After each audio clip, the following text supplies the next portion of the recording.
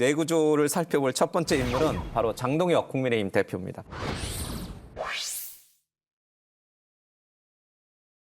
들고 설명을 해주시죠. 예.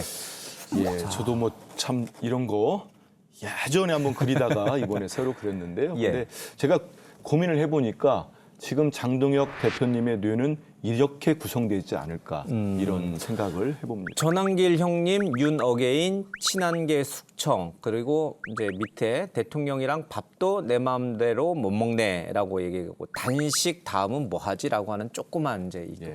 근데 이게 다 연결이 돼요. 그냥 또아리를 틀고 있는 모든 생각이 예. 다 연결이 됩니다. 일맥상통합니다. 그 얘기는 뭐냐면 윤어게인 세력을 끝까지 안고 가야 되겠다. 이 앞에 있는 형님이 아니에요, 사실은.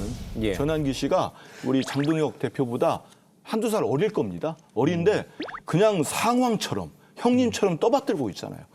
장동혁 대표님 좀 미안합니다. 근데 예. 본인 행동이 이렇게 보이고 있어요. 그러니까 행동 이렇게 하시니까 이런 분석이 나올 수밖에 없습니다. 심지어는 저는 본인이 단식을 할 때 기억하시지 않습니까? 단식을 할 때 대통령께 영수회담을 요구했어요. 그리고 교섭단체 대표연설이 얼마나 막중한 자리입니까? 예. 그 자리에서도 대통령께 영수회담을 요구했습니다. 그런데 그 여야 대표 회동 있기 1시간 전에 약속을 일방적으로 취소합니다. 근데 그때 무슨 일이 있었습니까? 전한기 씨가 그 경찰인가요? 출석을 하면서 얘기를 해요.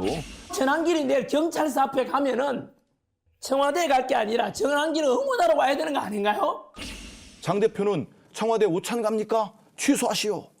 취소해버렸습니다. 취소하고 나를 응원하러 오시오. 그렇지 않습니까?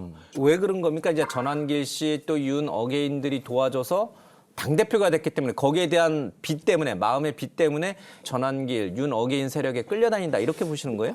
장동혁 대표가 겉으로 볼 때는 이렇게 뭐 끌려다니는 것처럼 또 윤어게인 세력에 휘청거리는 것처럼 예. 하지만 저는 기생을 하고 있다고 봐요. 어찌 보면 공생 또는 기생인데 윤어게인 세력과 그렇습니다. 예. 저는 그래서 6.3 지방선거 이후를 이미 장동혁 대표의 머릿속에는 이 전체적으로 보면 그 이후에 머릿속에 들어있는 것 같습니다. 알겠습니다.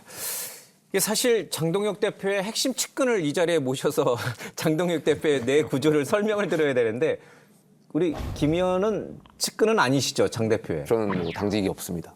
예, 알겠습니다.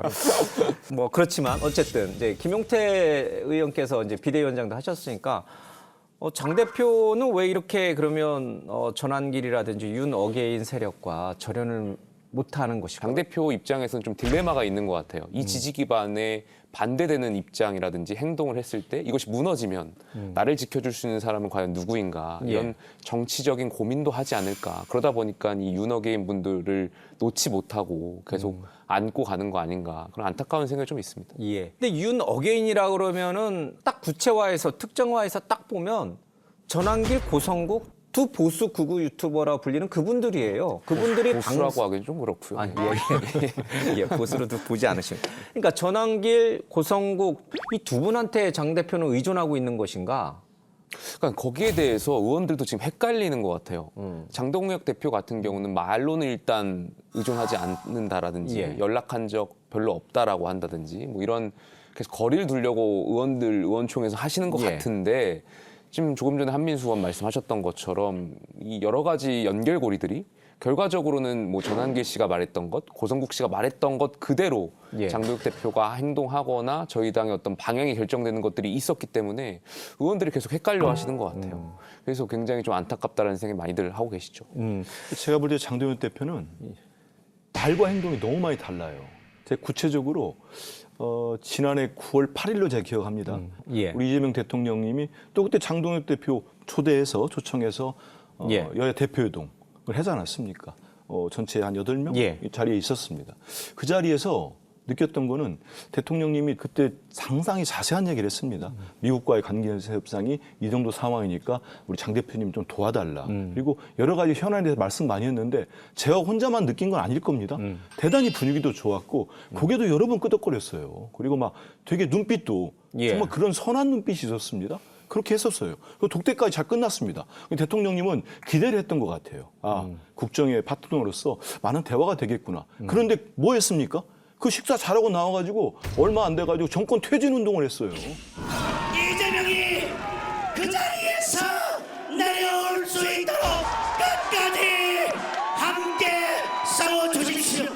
오죽하면은 대통령실 비서실장을 통해서 예. 청와대 비서실장을 통해서 너무 실망스럽다는 대통령님의 의중까지 피력이 됐습니다. 예. 되게 실망했을 거예요. 그런데 그 지난 예. 대통령하고 이제 장도영 대표하고 오찬할 때 예. 카메라 꺼지고 나서 장도영 대표가 이재명 대통령 비판 안 하셨습니까? 여러 가지 초반에 지적하는 내용이 있었습니다. 당연히 야당 저는 대표로서, 당연히 예, 그 필요합니다. 지적하셔야 되죠. 예. 왜냐하면 대통령님께 말씀드리면 대통령이 거기에 대해서는 여러 가지 진짜 메모도 많이 하시고 우리 대통령 스타일 아시지 않습니까? 다 얘기 듣고 여기에 대해 협조를 구하고 그러고 나가면서 국정을 같이 하는 거 아니겠습니까? 예. 근데 그분은 나와가지고 거기 식사 자리에서 있었던 얘기와 전혀 다른 얘기를 해버리니까 되게 당황하는 거죠, 저희들이. 알겠습니다. 근데 이제 궁금한 게 이겁니다. 이게 전환길 씨도 마찬가지고 고성국 씨도 좀 마찬가지예요. 특히 이제 고성국 씨는 뭐 전두환, 노태우 사진까지도 좀 당사에 걸자 이제 이런 얘기를 했고 양양자체고는 이제 빨리 내보내자, 이제 절연하자 이런 얘기를 좀 많이 하는데 왜 국민의힘 내에서는 이 관계를 끊는 그 과감한 조치를 하지 못하는 이유가 뭡니까? 그러니까요. 저도 막 지지층이 의원총회 갈 겹치나요? 때마다 너무 답답하고 저 의원총회 말씀 많이 드리거든요. 예. 저도 말 이렇게 쓴소리하고 이런 거 그만하고 싶은데 좀 절연했으면 좋겠어요. 그러니까 저희가 그 김어준 씨를 향해서 예. 많은 비판했잖아요. 김어준 씨가 민주당의 상황이냐, 왜 김어준 씨에 대한 비판을 민주당 못하냐, 이 유튜버들한테 왜 이렇게 잡혀 사냐 예. 비판들 많이 했는데 똑같이 저희한테 기준을 잣대로 봤을 때는 오히려 저희 당이 지금 끊고 가지 못하고 있어요. 예. 가령 고성국 씨 조금 전에 전두환 전 대통령 사진 말씀하셨는데 말도 안 되는 얘기죠. 그러면 당 지도부가 입당을 거부했어야 됐는데 예. 그렇지 못하고 계속 이렇게 유튜버들한테 끌려가는 모습들이 굉장히 안타깝고요. 한 가지 또 들려오는 소문이 예.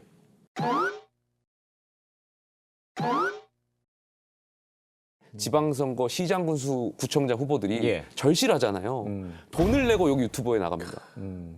수억을 내고 이 특정 유튜버에 가서 방송 출연을 합니다. 얼굴을 알릴 수 그렇습니다. 있고. 그러니까 이 유튜버 분들이라고 하는 분들이 이런 장사를 하고 있는 거예요.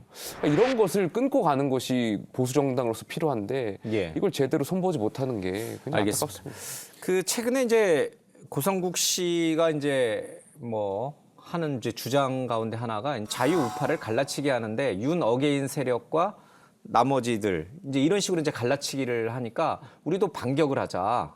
이쪽 진영을 개딸들이 중심인 이 종북 좌파 세력들, 소수의 종북 좌파 세력들과 아닌 사람들로 갈라치기 하자는 이 고성국 씨의 전략은 유효한 겁니까? 지금 이 시기에 21세기 대한민국. 국민들이 결국에 어떻게 소구하느냐가 중요할 것 예. 같은데 그 말씀에 국민들한테 먹혀 들어가지가 않을 것 같고요.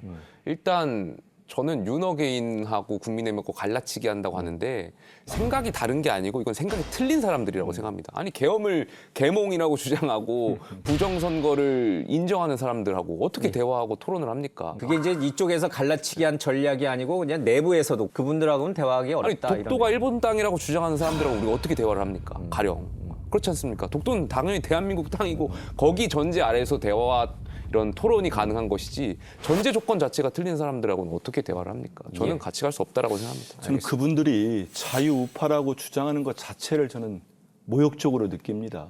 저는 자유우파가 아니고 극우우파, 우파라는 말도 안 썼으면 좋겠어요. 그리고 그분들 성조기 들고 나온 것도 제가 못마땅한데 이스라엘 국기는 왜 들고 나옵니까? 그 왜 그러는 거예요? 그리고 트럼프 대통령이 한국모함 보내가지고 윤석열을 구출한다면서요. 이런 분들하고 대화가 안 되는데 예. 그런 분들의 휘둘리는 제1야당의 지도부 이거 어떻게 상식적입니까? 이건 상식이 아니잖아요. 근데 관련해서 잠깐 여담을 말씀드리면 유럽하고 미국에 있는 보수 정당 국회의원들하고 대화하다 보면 이해 안 가는 것들 저한테 물어보는 게 있는데 첫 번째가 이제 왜 성조기를 들고 나와서 시위를 하느냐. 대한민국의 이게 첫 번째. 우파들은, 예, 그렇습니다. 예. 두 번째는 왜 단식을 하느냐. 예. 이게 좀 자기들 측면에서 이해가 안 간다고 이제 이야기를 하는데 그럴 때마다 제가 이제 설명을 해야 되는데 설명하기가 됩니까? 굉장히 좀 곤란해가지고 좀 어려울 예. 때가 많은 것 같습니다. 예, 이스라엘 국기 들고 나오는 것도 상당히 좀 요즘도 설명하기 좀 들고 나오죠. 예.